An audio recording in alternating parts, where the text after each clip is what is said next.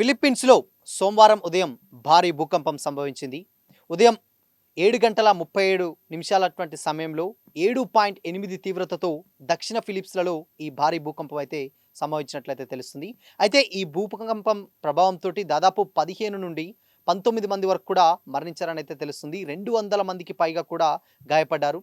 ఫిలిప్పీన్స్‌లో భూకంపాలు రావడం సాధారణమే. అయితే వాటి తీవ్రత చాలా తక్కువగా ఉంటుంది కాబట్టి, కానీ ఈసారి వచ్చినటువంటి భూకంపం మాత్రం ఈ సంవత్సరంలోనే అతి పెద్దదిగా చెప్తా ఉన్నారనమాట. అయితే ఈ భూకంపం కేంద్రం ఫిలిప్పీన్స్ నైరుతి జనరల్ షాంటోస్ నగరానికి సమీపంలో ఉన్నటువంటి దక్షిణ ఉండంలో ఉన్నటువంటి మిండాండ్లో ప్రాంతంలో కేంద్రీకృతం ఉంది అని కూడా అంతర్జాతీయ మీడియా అయితే తెలపడం జరిగింది. భూకంపం ప్రభావంతో సునామీకి కూడా అవకాశం ఉందని కూడా అధికారులు అయితే చెప్పడం జరుగుతుంది.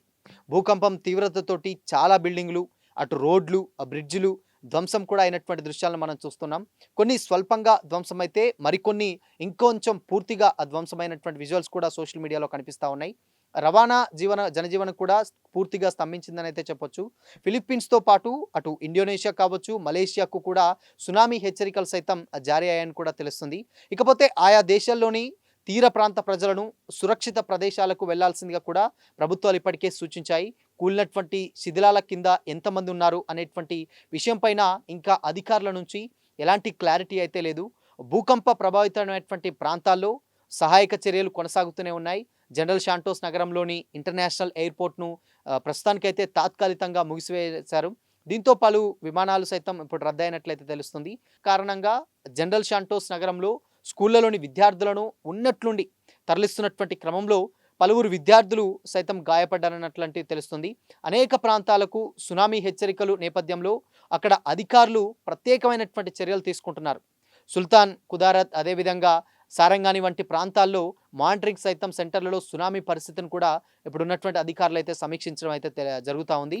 అదేవిధంగా సోక్స్ సార్టెన్ ప్రాంతంలో కూడా దాదాపు 12 మరణాలు, దాని తర్వాత దవాతో ఒక్సిడెంట్లో కూడా మరిన్ని నమోదైనట్లయితే తెలుస్తుంది. ఇకపోతే జోలీబీ రెస్టారెంట్తో కూడినటువంటి షాపింగ్ సెంటర్ ఏదైతే ఉందో ఆ పాఠశాలలు, ఇతర భవనాలు సైతం అక్కడ కూలిపోయినటువంటి దృశ్యాలు కూడా కనిపిస్తూ ఉన్నాయి. ఇకపోతే రెస్క్యూ టీములు ఇప్పటికీ శోధనలు కొనసాగిస్తూనే ఉన్నాయి. ఇప్పటికీ కూడా ఏదైతే ప్రకంపనలు కొనసాగుతున్నాయని national disaster risk reduction and management council తెలిపింది. ఇప్పటివరకు అయితే భూకంపం తర్వాత సునామీ హెచ్చరికలు సైతం జారీ చేశారు. ఏదైతే పసిఫిక్ సునామీ వార్నింగ్ సెంటర్ ప్రకారం తీర ప్రాంతాల్లో 1 మీటర్ వరకు కూడా అలలు ఏర్పడ్డాయని కూడా తెలుస్తోంది. ఇదే కాకుండా సరంగాని, దవాకో ఒక్సిడెంట్లో అండ్ దాని తర్వాత మిండనావో అటువంటి తీర ప్రాంతాల్లో కూడా నివాసులను ఎత్తైన ప్రాంతాలకు వెళ్ళాలని కూడా అధికారులు అయితే సూచించడం జరుగుతుందన్నమాట. అయితే ఈ సునామీ నష్టం పరిమితంగా ఉంది కాబట్టి ఈ భూకంపం చాలా లోతుగా రావడం వల్ల సునామీ ప్రభావం చాలా తక్కువగానే కనిపించింది. పసిఫిక్ మహాసముద్రంలో ఉన్నటువంటి ఫిలిప్పీన్స్పై తరచూ తుఫాన్లు ఎప్పటికప్పుడు దాడి చేస్తూనే ఉంటాయి. అయితే ఈ సంవత్సరం ఇప్పటి వరకు దాదాపు 4 తుఫాన్లు దాడి చేశాయి. తాజాగా జాంగ్మి తుఫాను ఫిలిప్పీన్స్ పక్కనే ఉన్నటువంటి సముద్రంలో కదులుతూ చివరకు జపాన్ వైపు అదిగి వెళ్ళిపోయిందనమాట. ఈ వరుస తుఫాన్లు భూకంపాలు రావడానికి కారణం అవుతాయా అనేటువంటి ప్రశ్నకు డెఫినెట్గా డౌట్ లేదనేది అయితే తెలుస్తోంది. ఇకపోతే ఆన్సర్ తుఫాన్లు నేరుగా భూకంపాలకు కారణం అవ్వపు భూకంపాలు కావచ్చు, ప్రధానంగా టెక్స్టానిక్ ప్లేట్ల కదలికల వల్ల కూడా వస్తాయని కూడా తెలుస్తూ ఉన్నారు. ఇకపోతే ఫిలిప్పీన్స్ దేశం రింగ్ ఆఫ్ ఫైర్లో ఉండటం వల్ల కూడా అక్కడ ఇలాంటి భూకంపాలు సాధారణం అని కూడా అంటూ ఉంటారన్నమాట. ఎందుకంటే రింగ్ ఆఫ్ ఫైర్లో అనేకమైనటువంటి అగ్నిపర్వతాలు ఉంటాయి. అవి తరచూ యాక్టివ్ అవుతూ భూమిలో కదలికలు తెస్తాయి. అందువల్ల ఏదైతే ఫిలిప్పీన్స్, ఇండోనేషియా లాంటి దేశాల్లో తరచూ భూకంపాలు అయితే వస్తున్నాయని కూడా తెలుస్తూ ఉంది. అయితే కొన్ని సందర్భాల్లో ఏదైతే తుఫాన్లలో అట్మాస్ఫియరిక్ ప్రెషర్ తగ్గడం వల్ల చిన్న చిన్న భూకంపాలు లేదా చిన్న చిన్న స్లిప్సేజ్లు ట్రిగ్గర్లు అవుతాయని కూడా సైంటిఫిక్ స్టడీలు అయితే డెఫినెట్గా చెబుతూ ఉన్నాయి. ఇకపోతే తైవాన్లో ఇలాంటి ఉదాహరణలు డెఫినెట్గా గతంలో ఉన్నాయి.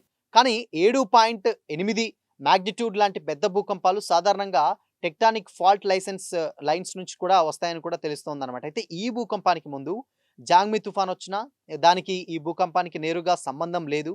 బట్ ఇక్కడ ఉన్నటువంటి లిప్సిన్స్ భూగోళ శాస్త్రం వల్ల భూకంపాలు, అదేవిధంగా తుఫాన్లు తరచూ ఏకకాలంలో వస్తుంటాయి. ఈ దేశమేట సుమారు 20 తుఫాన్లు, ఎన్నో భూకంపాలను డెఫినెట్గా ఎదుర్కొంటూ ఉంటుందని కూడా అధికారులు అయితే చెప్తా ఉన్నారు. ఈ భూకంపం తర్వాత అధికారులు ఎమర్జెన్సీ రెస్పాన్స్ను కూడా స్టార్ట్ చేయడం అయితే జరిగింది.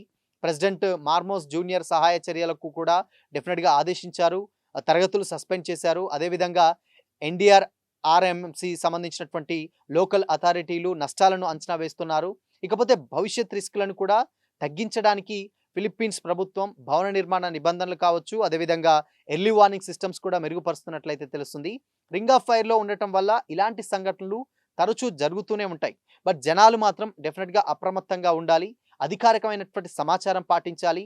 ఈ ఘటన ఫిలిప్పీన్స్ సహజ విపత్తు సామర్థ్యాన్ని మరోసారి హైలైట్ అయితే చేసినట్లయితే తెలుస్తుంది. అంతర్జాతీయ ఏజెన్సీలు ఏదైతే ఉన్నాయో నిరంతరం పరిస్థితులను మానిటరింగ్ చేస్తున్నాయి. మొత్తం మీద ఇప్పుడు ఏదైతే తుఫాన్లు వాతావరణాన్ని ప్రభావితం చేస్తాయి, కానీ భూకంపాలకు ప్రధాన కారణం కాదు అని కూడా చెప్తా ఉన్నారు. ఈ భూకంపం టెక్టానిక్ యాక్టివిటీ వల్లే వచ్చిందని కూడా తెలుస్తుంది. ఇకపోతే రెస్క్యూ రికవరీ పనులు కూడా డెఫినెట్‌గా ఇప్పటికీ కొనసాగుతూనే ఉన్నాయి. ప్రజలు సురక్షితంగా ఉండాలని ఆదేశిస్తున్నారు. అప్డేట్స్ కోసం అఫీషియల్ సోర్సెస్‌ను అనుసరించాలని కూడా ప్రభుత్వం సూచిస్తుంది. ఈ సంఘటన ఫిలిప్పీన్స్ సహజ విపత్తు సవాలును మరొక్కసారి గుర్తు చేస్తున్నట్లయితే తెలుస్తుంది. ఆ దృశ్యాలను కూడా ఇప్పుడు మనం చూడొచ్చు సోషల్ మీడియాలో ఎప్పటికప్పుడు కంప్లీట్‌గా అక్కడ ఉన్నటువంటి విజువల్స్ మనం చూసాం. మేజర్‌గా ఉన్నటువంటి ఆ బిల్డింగ్స్ కూలిపోయేటువంటి దృశ్యాలు, అదేవిధంగా అక్కడ రేకులు సంబంధించినటువంటి కూలుతున్నాయి. అక్కడ చిన్నపిల్లలు స్కూల్‌కి వెళ్తున్నారు. వాళ్ళకి సంబంధించినటువంటి విజువల్స్ కూడా కనిపిస్తున్నాయి. సో, ఇక్కడ ఏంటంటే గతంలో అంటే భూమి లోపల ఉన్నటువంటి మార్పుల వల్ల ఇక్కడ ఎక్కువగా భూకంపాలు సంభవిస్తాయని కూడా చెప్తా ఉన్నారు.